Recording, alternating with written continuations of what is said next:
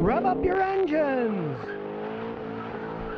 Today I'm going to talk about 5 things that you should never do to your car if you don't want to have any problems. Now, I've been working on cars for 51 years, and believe it or not, I've seen many people do any of these 5 different things over the years, so I'm going to warn you why you shouldn't do them. Now, the first thing is never jump start your car backwards. Learn which terminal is positive and which negative. This Toyota is pretty easy. It's got a big plus on the positive, and if you pick this up, you can see there's also a plus on the battery right here. It says plus. You know, that's positive, and the opposite side is negative, and it's got a negative on the battery. They're not all this simple. That's why you need to learn which is positive and which is negative.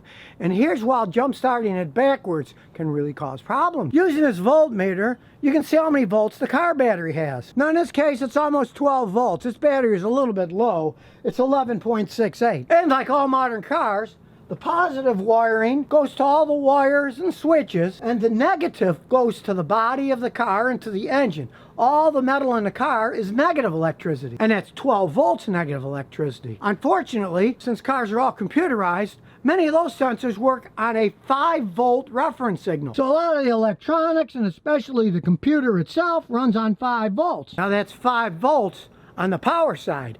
If you jump start a battery backwards and put positive and negative on positive, you're making the ground now go to power. So instead of the ground being negative electricity, you're now having positive 12 volts going through there. That will feed right through any of those computer parts on the ground circuit and go right to the computer with 12 volts instead of 5, and it'll fry the computer. So never jump start a car backwards. And as a corollary to that, if you're working on the electronic system, make sure you know the voltage of what you're working on. Is it regular 12 volts? Or is it a computer circuit that has 5 volts, and you should never put more than 5 volts into that circuit. Now, the next thing I don't advise to do is to add fuel additives to your fuel. Now, this isn't going to hurt anything except your wallet. You're wasting money in most cases. Modern fuel, at least in the United States, has many additives required by law. Cars run perfectly fine with the stuff you get out of the pump. If you buy good fuel, take care of your car, you don't need additives. Now, I know some people are going to say,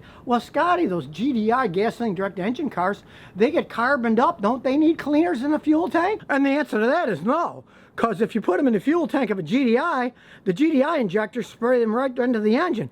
They don't go over the intake valves. So the intake valves still get crud on them, and they don't get clean because the inside of them only have air and oil from the PCV valve system going in. The only way you can clean those is by either spraying it into the intake where the air goes in, or paying a mechanic like me who has pressurized cleaning machines to clean them. Now, the next thing not to do is to put a heavier weight oil in an older engine that might start to be burning a little oil, and you think, oh, I'll put heavy oil in it, it'll make it better. You really don't want to do it in any modern engine, and here's why.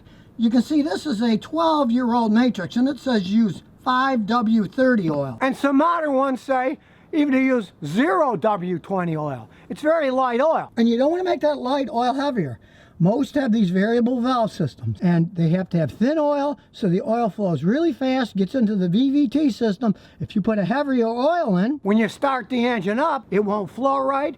You'll get wear in that VVT system, and if it's really heavy, it won't flow right through the VVT system, and the variable valve system won't work right, it won't accelerate right, it won't put the check engine light. I see that a lot of people put too heavy oil in a modern car. So don't do that. Stick to what it was made for. And the next thing not to do is don't waste your money filling your tires with nitrogen. A few years back, they were pushing that, and they're trying to sell guys nitrogen concentration machines, because realize the air we're breathing in now, that's like 80% nitrogen already. So all these companies are trying to sell guys like me nitrogen enhancing machines that could turn that 80% nitrogen into almost 100% nitrogen to fill the tires with. And yes, nitrogen is an inert gas, and it keeps its pressure a little bit better. I believe they use them in big jets because they're up in the air where it's really cold, and then they got to land really fast, and they want the pressure to stabilize exactly. But for normal cars just driving down the street, you're wasting your money paying somebody to fill your tires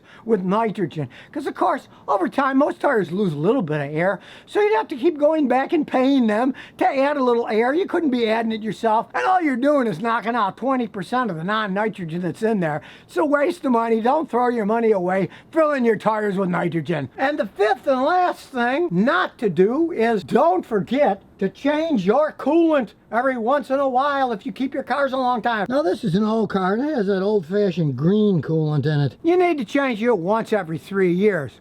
But more modern cars, they use extended life antifreeze, as you can see here, 150,000 miles or 5 years. Now, if you don't keep your cars 5 years or 150,000 miles, you don't have to care. And there are even more modern ones that are 7 years. So it's not something you need to do all that often. But if you're cheap like me and drive your cars 30 years, 20 years, 15 years, you want to change the coolant when it's required. If you don't, it can ruin the water pump, it can ruin the head of the engine. And with these modern computerized cars, it actually creates a battery voltage when it's low inside the coolant, and that can destroy the electronic system and the computer sensors and make the car go haywire. I've had customers with cars like that.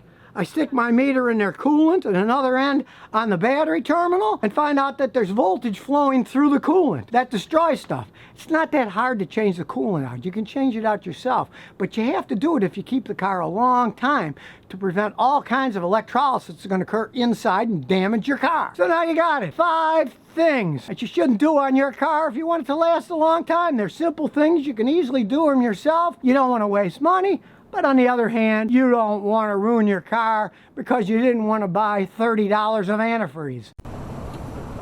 So if you never want to miss another one of my new car repair videos, remember to ring that bell.